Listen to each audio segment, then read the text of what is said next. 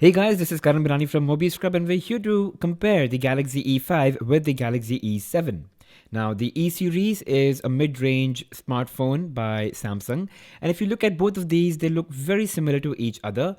And these two phones really remind me of the Galaxy Grand and the Galaxy Grand 2 era because, it's really just, it belongs to the same segment as those phones. So both devices are running Android 4.4.4 KitKat and are running on the same processor of 1.2 GHz quad core. The E7, however, has 30% more RAM than the E5 and a better camera, which is 13 megapixel, and it's got a 5.5-inch display as compared to the 5-inch display of the E5. It's the battery life where the E7 is really going to beat the E5.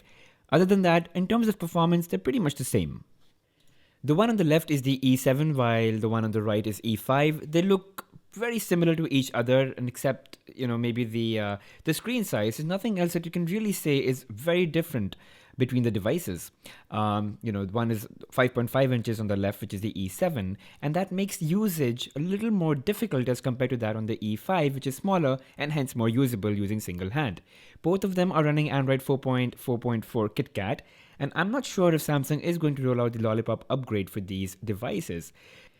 At the back, you've got a non-removable plastic cover, so you cannot take this out and you can't have your battery replaced and all of that. This is plastic, and they both are absolutely same, identical choice of materials. You've got the Duos branding, so you have two SIM cards going in these devices. And the rear panel, when you touch it, it's really soft. It's got a matte finish to it, and it's really kind of smooth.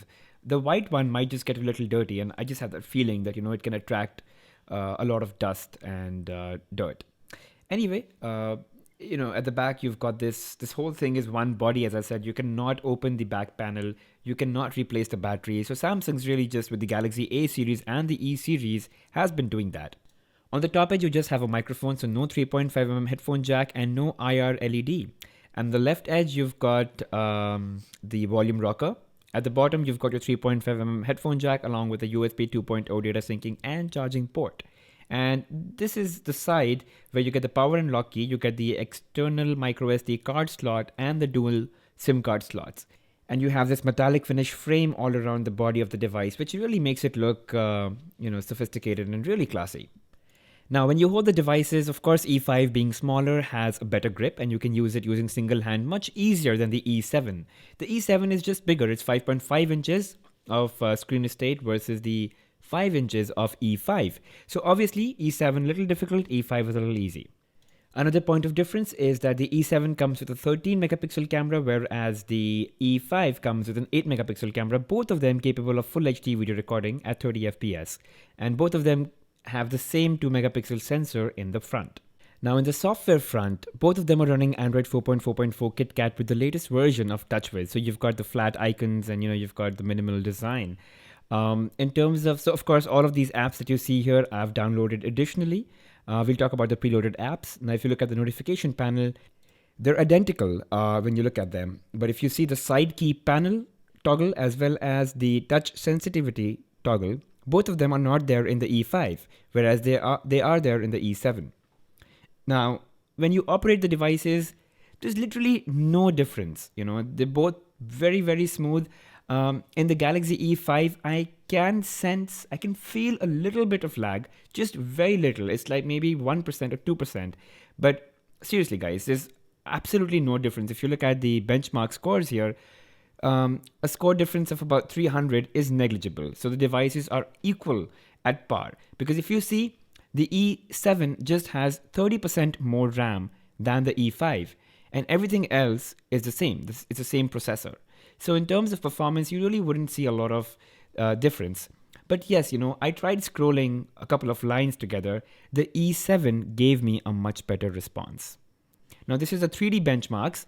The score, again, they're so close that it's just insignificant. They're pretty much the same devices when it comes to performance.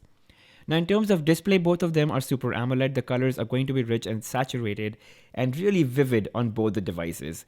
So in terms of display, I really don't see a lot of difference, except, the Galaxy E5 has a slightly yellowish screen as compared to the E7. The E7 has a more cooler tone, whereas the Galaxy E5 has a slightly yellow warm tone, and I couldn't change that. In terms of preloaded apps, Samsung has kind of taken a step of not adding too much of their software already in the device, so that saves onto a lot of space.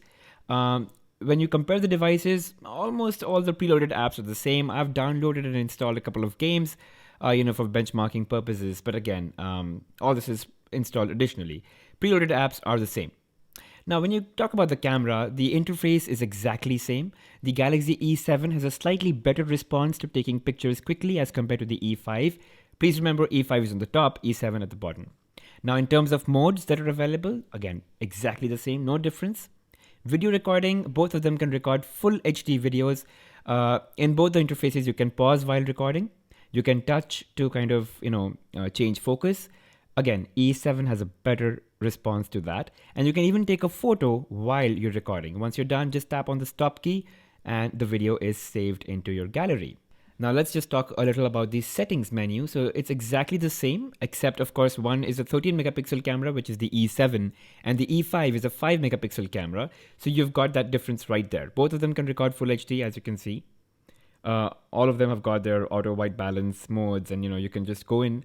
Now here you go. So picture size 8 megapixel in the E5, and in the E7 you're going to have your 13 megapixel as the topmost. So let me just show that to you as well. And so there you go. 13 megapixel is the maximum in the E7. Now to really test out which camera is better, I took a couple of shots indoors and outdoors, and what I saw were huge inconsistencies in both the quality. So for example, the red with the E7 was much better, but when it came to purple, the E5 performed better. And as you can see in E7, it got overexposed. I also took full HD video recording, and I kind of flipped them or rotated them by 90 degrees. The E7 definitely had a much better, autofocus. It had more stabilization, and even the colors were darker, richer, and more saturated in the E7 than in the E5, which was a little more washed out, I suppose.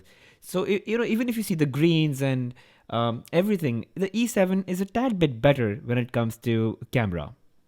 So the final verdict is that it really doesn't matter which device you go for, because both of them are almost equal. If you really want a big screen, then E7 is the answer. And trust me guys, 2,000 rupees of a difference is nothing. I mean, if you want a bigger screen, just go for the E7. Don't even think about it. And if you want a more sizable and more adaptive to your hand kind of a device, then E5 is the way to go. As I said, the E5 has a very minute lag, and that yellowish warm screen that comes is a bit irritating. When it comes to the camera performance, the E7 was definitely faster, and it can take better photos also because it's a 13 megapixel sensor versus the 8 megapixel on the E5. So there you go guys, the comparison between the E5 and the E7. For 2,000 rupees of difference, it's really nothing. It's just a matter of whether you want a big one or a smaller device. Thank you guys for watching, and don't forget to subscribe.